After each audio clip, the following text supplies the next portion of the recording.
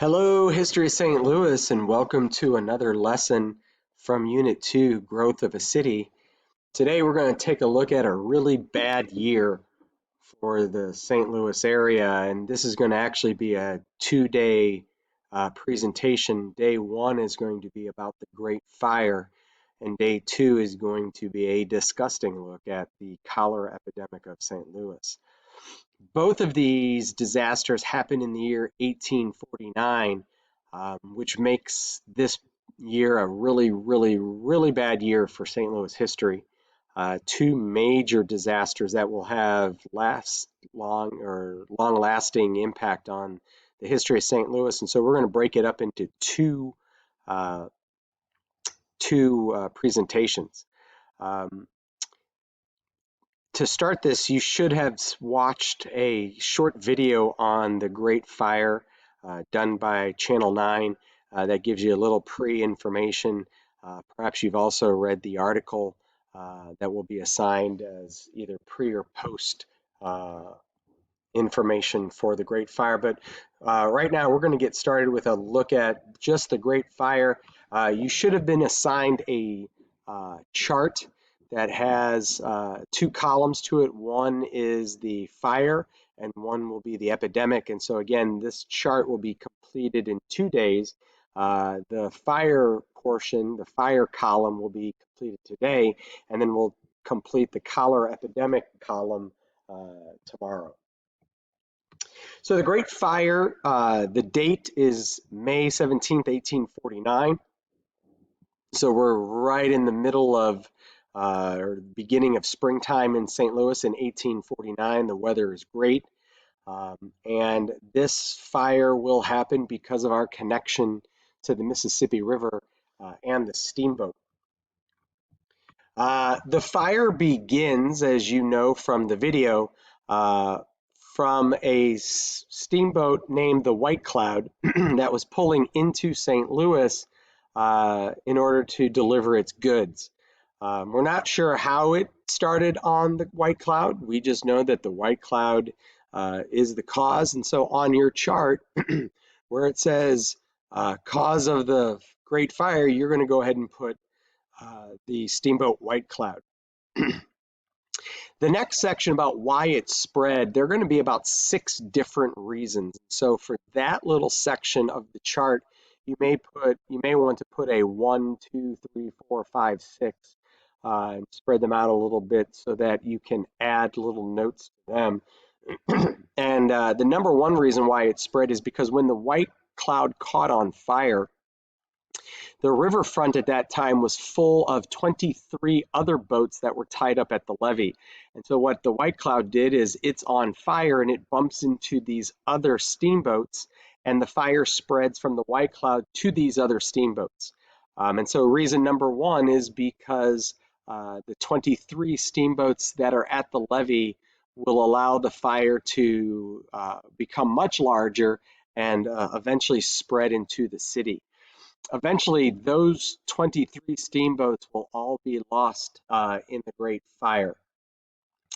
Reason number two why it spread, as you can see here, is because that night, normally in St. Louis, the wind blows from either south to north or west to east.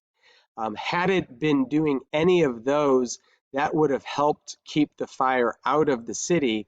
But it just so happens that that night, bad luck for St. Louis, the wind was blowing east to west. So it was blowing from Illinois to Missouri. And so it was basically blowing into the city. Because the strong winds were blowing into the city, it was blowing embers from the steamboats into the city of St. Louis and catching the buildings on fire. So reason number two why the why the fire spread was because of the strong winds blowing into the city that night. Firefighters tried to fight the fire from the water and the Edward Bates, but it was starting to get too big too quickly.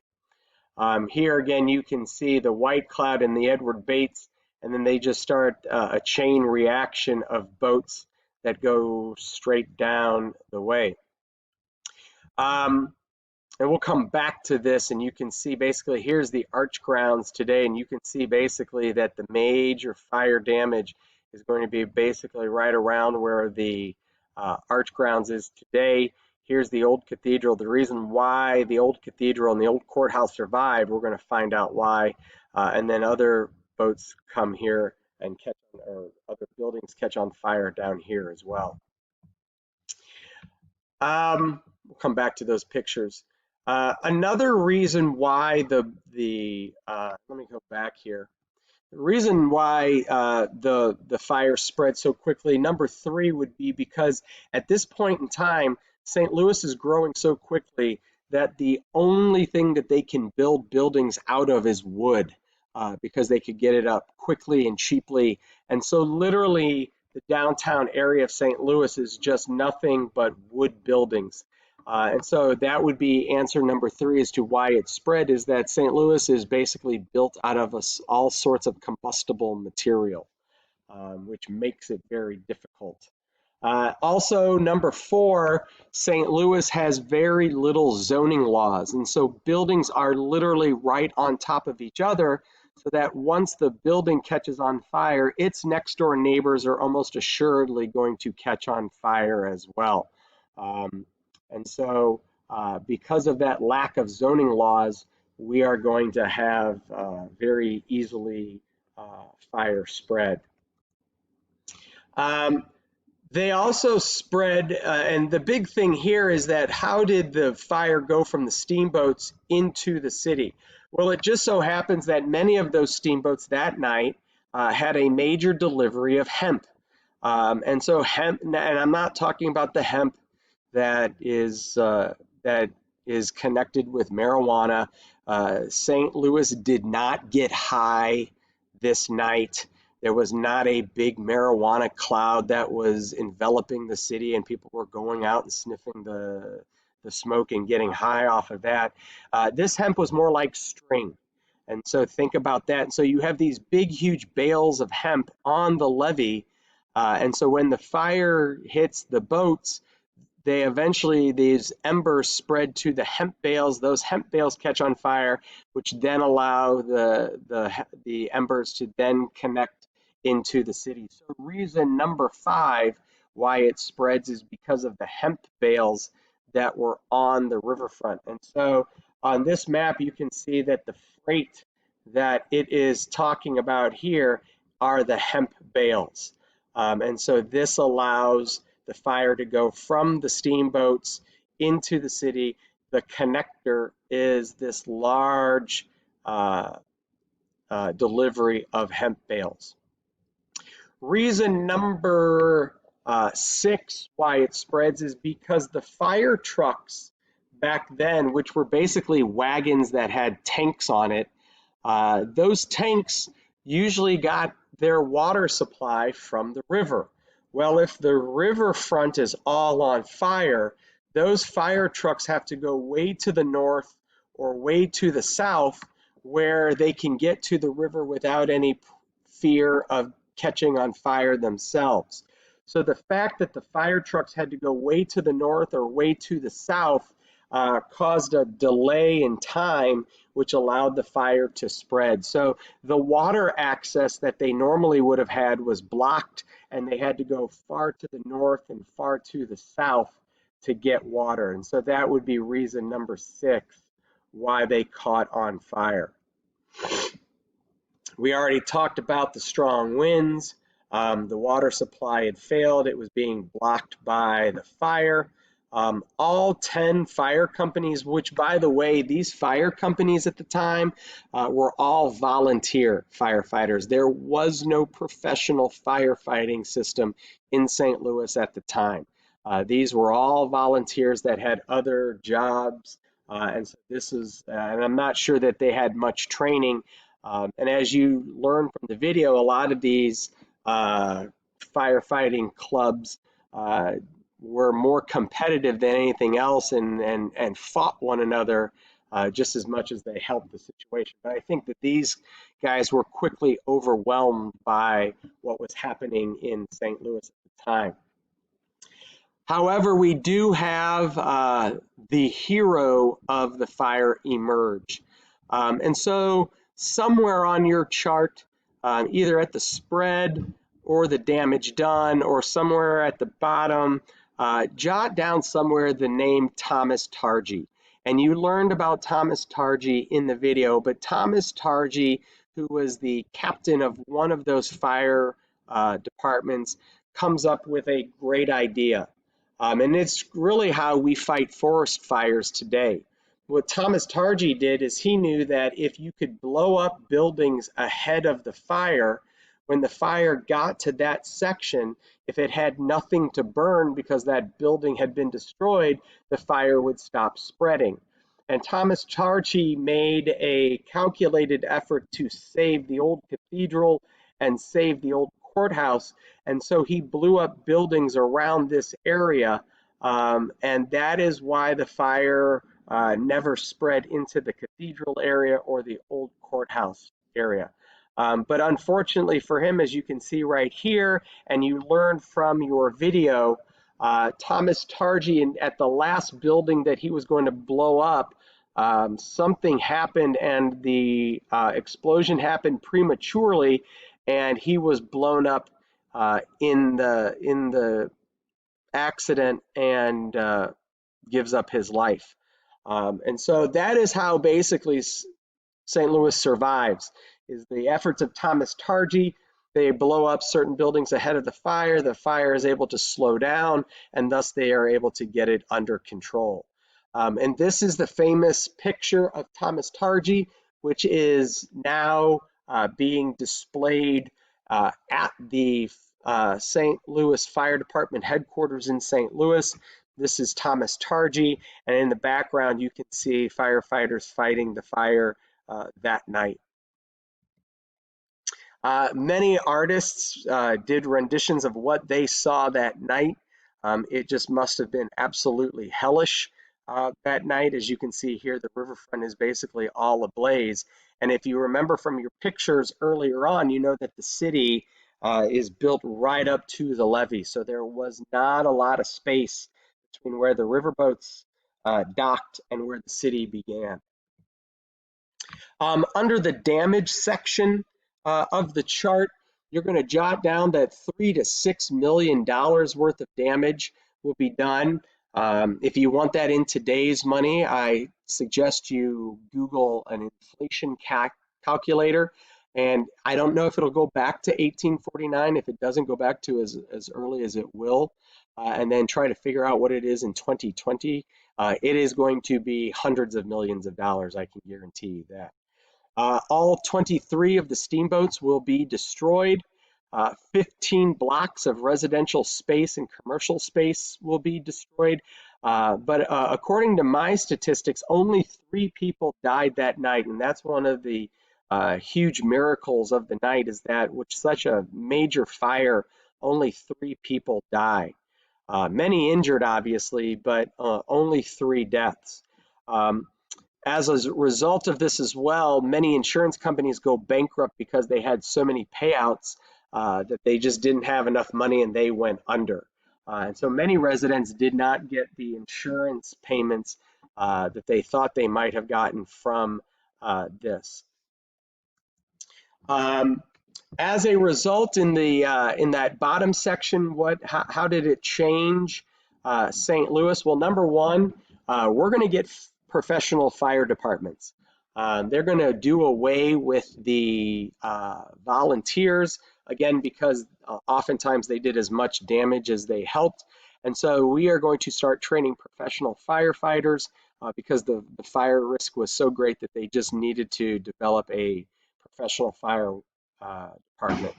Number two, they're going to start instituting city zoning laws to spread the buildings out, spread the streets out, so that if fire does occur, that there is a little bit more spacing between the buildings so that it's not as easy to catch on fire. But probably the major distinction and major element of how the city changes, or how the fire changes the city forever, is that St. Louis is going to ban the building of wood in downtown, and this allows St. Louis to transition to brick. And so if you go downtown, especially around the Laclede's Landing area, you're going to see a lot of buildings made out of brick. And that is because St. Louis was a major center of brick. And in fact, the Hill area is known for its clay mines, which is where brick was made. And that is going to set off a brick boom in St. Louis. And to this day, St. Louis brick, old St. Louis brick, is highly coveted among builders and homeowners because of its quality, because of its look, and because of its historic value. And so St. Louis is going to turn into a brick city after 1849, which will start a major building boom because the city burnt down. And this is going to be good for a lot of brick makers and builders. It's going to start a renovation of St. Louis downtown.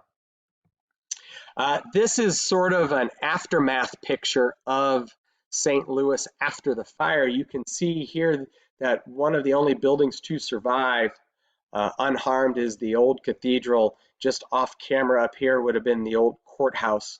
But you can see it looks like a bomb went off in the city of St. Louis, and this is the damage that was done. St. Louis was leveled after this fire, but because it was the gateway to the west at this time, remember the gold rush is happening, they have to rebuild quickly, and they do. But as you know, they're going to be rebuilding out of brick. This is going to stop our day one of the disasters portion. And tomorrow we're going to take a look at the St. Louis cholera epidemic. Hopefully you aren't too easily disgusted, because it is not a, it is a disgusting look at St. Louis. So we're going to stop now. I hope you enjoyed the fire. Make sure that your chart is completed. And if you haven't gotten to see the video by Channel 9, make sure you do that. And then there's, I believe, an article for you to read about the fire and the cholera epidemic. So see you tomorrow.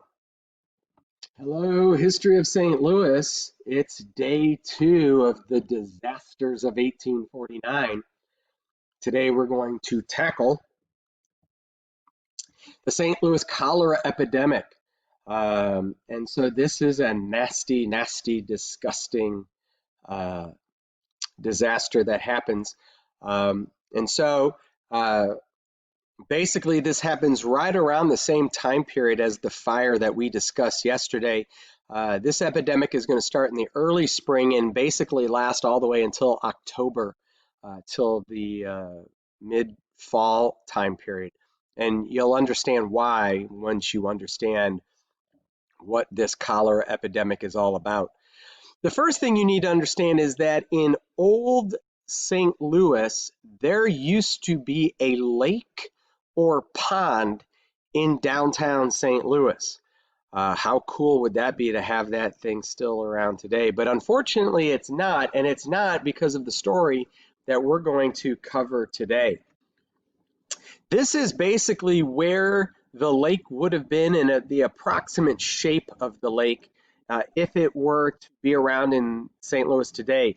As you can see, it basically starts just west of Busch Stadium and basically travels the Highway 40 corridor all the way out to basically where Union Station is, and where the St. Louis wheel, the Ferris wheel is, and where the new soccer stadium will eventually be built.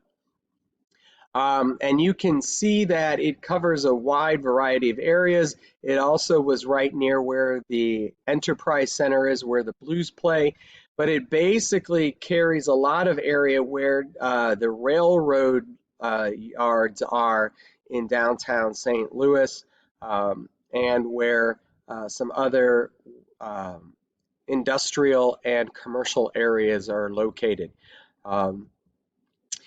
As you can see from this picture, St. Louis built around the lake, or in its early days, in its early heydays, it was a very glamorous lake, and it was a place where you wanted to go.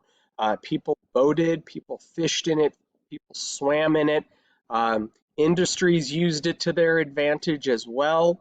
Um, and it was just a scenic look of the St. Louis area. As far as, and you got to remember that at this time, um, people are coming to the St. Louis area because of the gold rush and because of the westward expansion. And so we are literally the gateway to the west. And so we are going through, as we stated very early in this unit, we're going through a huge population growth at that time. And we're having some growing pains. Yesterday we talked about how, because St. Louis is building out of wood, in order to deal with this increasing population issue, we've got to build out of wood, and that caused fires to occur. Another element to our rapid growth is that we're going to have some health issues that pop up, namely today, that of cholera. So if this is the downtown map of cholera, or of the Chodos Pond, it did have some natural streams and creeks on it that would allow it to flow to the Mississippi River and to deal with the heavy rains that happened in the spring and summertime.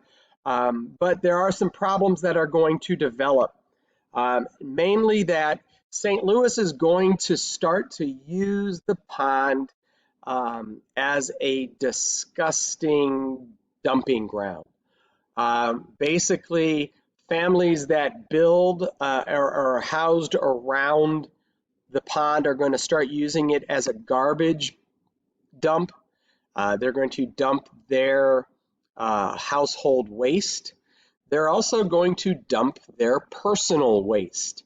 That means number one and number two of your excrements are going to be dumped into the river. Butcheries are going to, after they're done hacking up cows and sheep and pigs, they're going to take the remaining carcasses and dump them into the pond. Factories are going to dump their noxious waste into the pond. And so you can see that over time, this is going to make the pond, instead of a beautiful body of water, it is going to be a disgusting, polluted, stench-ridden body of water. And eventually all of that junk is going to start to block up these natural outlets where the pond can overflow naturally into these outlets. Those outlets are going to be blocked, and so then the pond has no other course of action but then to flood into the areas where it is located. And that is what's going to get St. Louis into trouble. Who are the people at this time who are living closest to this disgusting, stench-ridden pond? Well, where the people who would least want to and have the least amount of decisions are the ones that are going to have to live there, namely the poor, and many of the poor tend to be immigrants because they are newly arrived. And so the only people who are going to live near the pond are the people who can least afford anywhere else. Where is land cheapest? Where people don't want to live. And so immigrants are going to live around here. They are going to come in contact with this dirty water, and people are going to start to get sick. And because it's namely immigrants, people are going to start blaming the sickness on the immigrants. So let's do a real quick medical lesson on what cholera is. Cholera is a bacterium, as you can see here, the picture on the left, that happens when people come in contact with dirty water. And when I say dirty water, I mean water that has human waste in it, namely number 2. And when that bacteria gets into your body, either through your mouth or nose or ears or eyes or a cut or any other opening on your body, um, and it starts to mass produce, it is going to cause the cholera disease. The major signs of this are diarrhea. So that bacteria basically hits your gastrointestinal system and causes massive amounts of diarrhea. It will also cause nausea and vomiting. And so basically you are dispelling it, your body's trying to get rid of it, both through diarrhea and vomiting. And so basically what people who contract cholera end up dying from is, you guessed it, dehydration. How much diarrhea does a person go through which dehydrates you? Well, unfortunately, I can't show you this, but had we been in a class together, I would have pulled out my big water bottle, one of my Nalgene water bottles, and basically one of those is about a liter. It's about 32 ounces. That is how much diarrhea you dispense of in an hour. So you are basically taking one of those Nalgene water bottles, or your big plastic water bottles, not your small water bottles, but your ones that you get filled up constantly on your own. You're going through that much diarrhea in 1 hour. And on top of that, you're also throwing up. So now you can see how dehydration really sets in. The diarrhea has a special sort of uh, look to it, which we're going to disgustingly take a look at. But because of that dehydration, you also would have muscle cramping. Then the body would go into shock, and you could possibly go into a coma or having seizures. And so this is just not a very pleasant way to die. It's just not good. And by the way, cholera still is around today because there are all sorts of natural disasters that happen that place human fecal matter into the water system. And so it is still being dealt with, but today at least we have medicines that can help in it, other than you just had to survive the symptoms of this in order to survive. So I hate to do this to you, but uh, there is some documentation of what the diarrhea was like, and it was actually given a specific name. This is an entry from Sister Frances Xavier Love, who was a member of the Sisters of Charity. They often operated hospitals and cared for the sick and dying at this time, and she describes what the diarrhea was like. The disease loosened the bowels and let loose gushes of what was called rice water stool. And that is a term that you're going to unfortunately need to know, because that is the telltale sign of cholera. Why is it called rice water? Well, the rice part of it was the floating white specks that were actually parts of someone's lining from their small intestine that was breaking down, so that when you were going to the bathroom, your small intestine was starting to break apart a little bit. And so the bits of white flakes or white specks that looked like rice in your diarrhea was actually parts of your small intestine. I've also heard that it also had the stench of uh, badly rotting fish. So it's just not a pleasant circumstance. I understand that. The explosive diarrhea was followed by hurling up of the contents of the stomach, so that's throwing up. Because people were being dehydrated, patients' eyes sunk into their heads because they were starting to dehydrate. Their skin would turn leathery because it was losing moisture, and their lips turning bluish because your blood system was starting to thin out and you couldn't carry oxygen throughout your body as well as it should, and you literally started turning blue.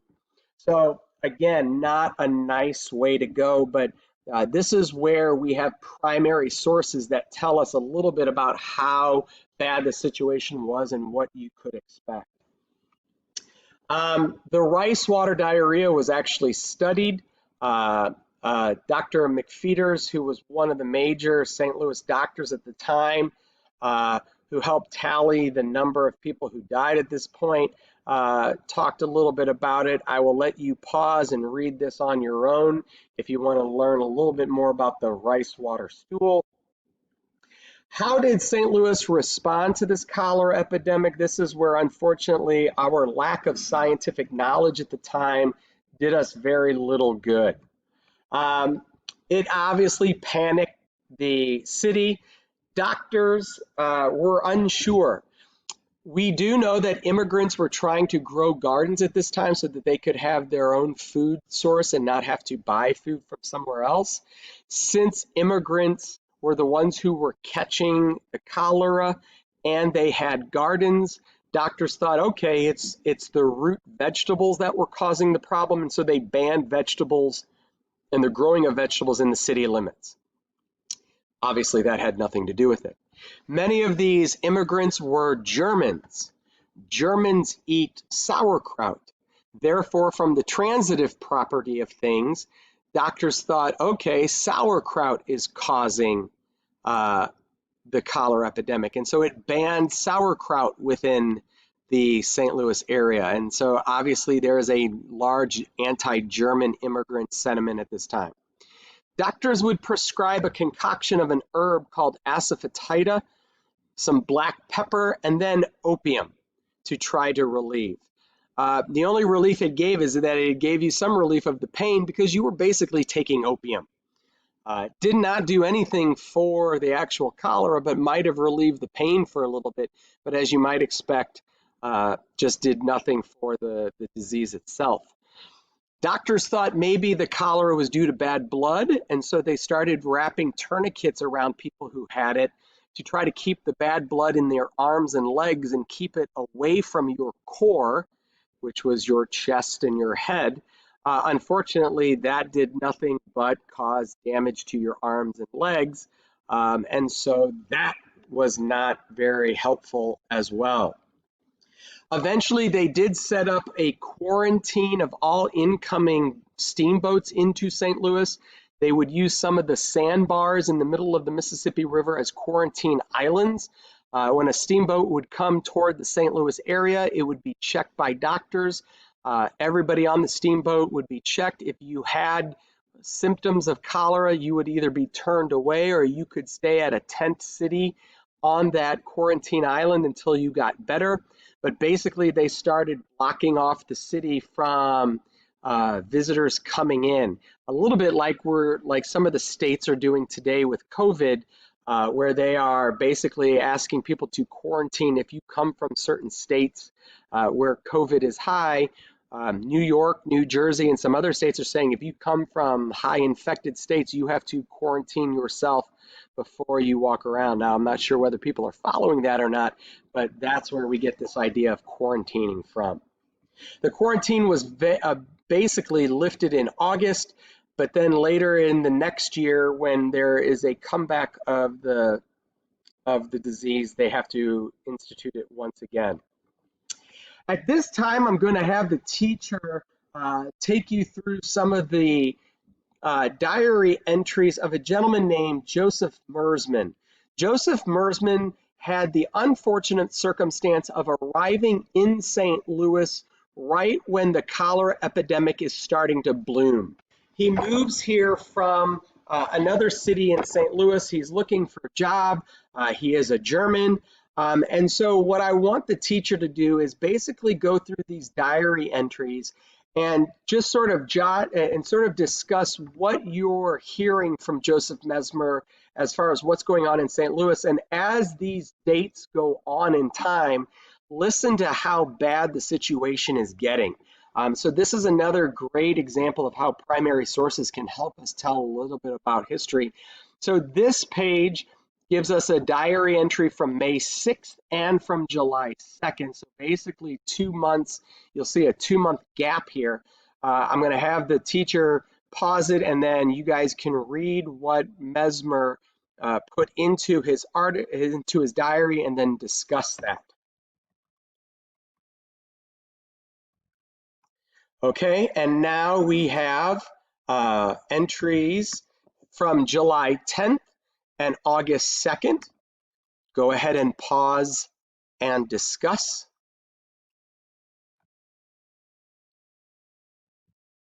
And so you can see that there was a very dramatic increase in just how bad things got from the beginning of his entries into his ending of entries. Eventually, St. Louis smartens up and figures out that cholera is caused by the dirty water, and so they need to do a couple things. The first thing that they do, as you can see right here, is they're going to drain Choteau's pond. And they're going to spend $50,000 to get rid of the pond, which does a major assistance in dealing with the cholera epidemic. It's so polluted and so disgusting that that was the major cause. Secondly, St. Louis goes on a major building spree of sewers, that we've got to start figuring out how to get wastewater out of the area and out of contact of people. And so beginning in 1855, they begin to build 31 main sewers. You can see that they're made out of brick here and stone. With the picture. Eventually, by 1868, the whole city will be served by over 100 miles of sewer. 18 years it will take at the cost of over $3 million. Again, in today's money, that would be hundreds of millions of dollars. So they finally figure out to drain Choteau's pond and to start building sewers. Here are some of the pictures of the building of those sewers. Those sewers only get bigger over time.